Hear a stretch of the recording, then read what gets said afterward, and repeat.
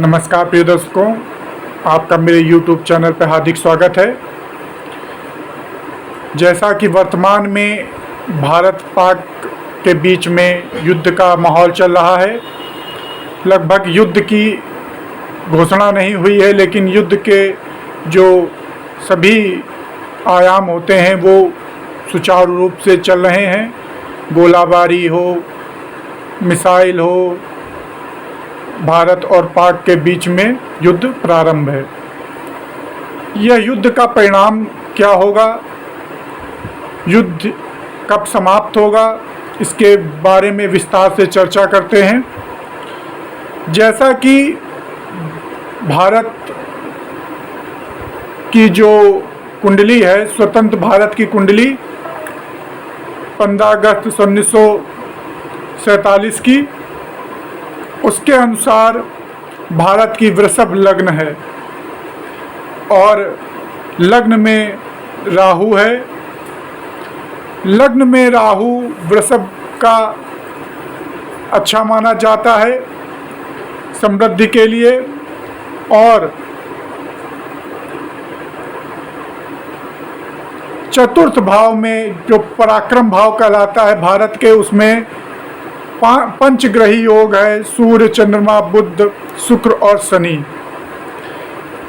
वर्तमान में युद्ध जो पराक्रम का एक कारक होता है और युद्ध में जनहानि होती है, तो जनहानि के लिए पाप ग्रह शनि और राहु की विशेष महत्व होता है। तो शनि भी पराक्रम में है और चंद्रमा भी पराक्रम में है, सूर्य भी पराक्रम में है, बुध भी पराक्रम में है और सूर्य भी पराक्रम में है। यहाँ पर चंद्रमा वर्तमान में जो गोचर कुंडली है उसमें मंगल नीच के होकर के कर्क राशि में ही गोचर कर रहे हैं और भारत की राशि कर्क है। अर्थात वर्तमान में जो भारत की कुंडली है उसमें गोचर कुंडली के अनुसार नीच भंग राजयोग बन रहा है और पराक्रम भाव में, जिससे कि भारत जितना पराक्रम करेगा उतना ही उसको लाभ होगा, उसके भाग्य में वृद्धि होगी। और राहु 18 तारीख के बाद, अभी तो राहु और शनि की युति लाभ भाव में हो रही है भारत की कुंडली के अनुसार, अर्थात इस पराक्रम से भारत को लाभ ही लाभ होगा। राहु और शनि की युति 11वें भाव में हो रही है वृषभ राशि भारत की होने के वजह से, जिसकी पूर्ण दृष्टि पंचम भाव में पड़ रही है। पंचम भाव में सूर्य है भारत की कुंडली में, बुध कन्या राशि का सूर्य है जिसमें शनि और राहु की युति की दृष्टि पड़ रही है गोचर कुंडली से। तो यहाँ पर कुछ संकट के बाद भारत 18 तारीख के बाद भारत के लिए बहुत श्रेष्ठ रहेगा, और यह जो युद्ध है इसकी तीव्रता या इस तनाव में जो कमी है वो 18 मई के बाद क्रमशः कम होती जाएगी।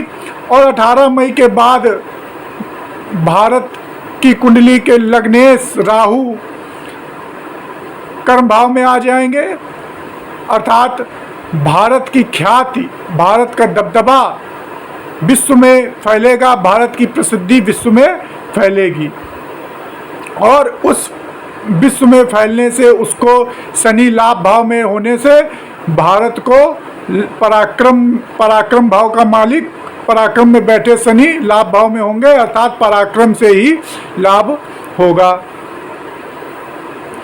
यानी कि 18 तारीख के बाद भारत के वैभव, प्रसिद्धि, दबदबे में वृद्धि होगी। विश्व में एक भारत, चमकता भारत, विकसित भारत और दमंग भारत की ओर भारत अग्रसर होगा। वर्तमान में भारत जितना पराक्रम करेगा, जितना साहस करेगा युद्ध में, जितनी अपनी ताकत क्षमता दिखाएगा, चूँकि मंगल गोचर में जब तक नीच के रहेंगे वह पराक्रम भाव में नीच भंग राजयोग बनाएंगे, तो पराक्रम के माध्यम से भारत का भाग्य प्रबल होगा। 7वीं दृष्टि पराक्रम भाव में पड़ेगी जाकर, भाग्य भाव में पड़ेगी जाकर के मंगल की, जिससे कि भाग्य में वृद्धि होगी। और मंगल की चतुर्थ दृष्टि छठे भाव में पड़ेगी जाकर के, अर्थात शत्रु मर्दन का भी कार्य प्रबलता से होगा, अर्थात भारत विजय प्राप्त की ओर अग्रसर होगा। भारत का लाभ में वृद्धि, ख्यात में वृद्धि, क्षेत्र में वृद्धि। 10वां घर क्षेत्र का भी जनता का भी कहा जाता है, अर्थात जनता में वृद्धि, अर्थात क्षेत्र में जब वृद्धि होगी तो जनसंख्या में भी वृद्धि होगी। इससे कह सकता हूं मैं कि भारत अपने क्षेत्रफल में वृद्धि करने जा रहा है, अपनी जनता में वृद्धि करने का समय आ चुका है। 18 तारीख के बाद भारत के क्षेत्रफल में और जनसंख्या में वृद्धि होगी। यह नीच भंग जब तक बनेगा तो भारत भिन्न भिन्न पोजीशन में रहेगा, भारत को कोई दिक्कत नहीं होगी।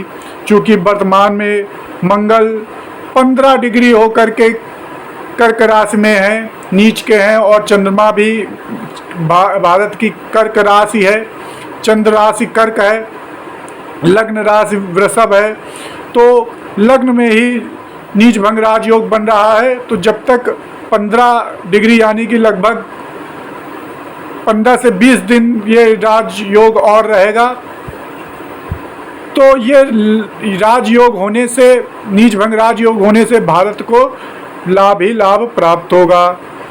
और बाद में जब राहु परिवर्तन करके 18 मई के बाद आ जाएंगे तो भारत को इस युद्ध का परिणाम फल प्राप्त हो जाएगा, अर्थात उसके क्षेत्र में, उसकी जनसंख्या में वृद्धि हो जाएगी।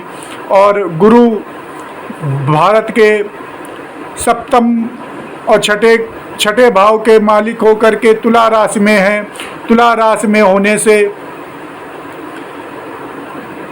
बृहस्पति महाराज शत्रु, भारत के जो शत्रु होंगे वो चालाक होंगे, तो भारत को जो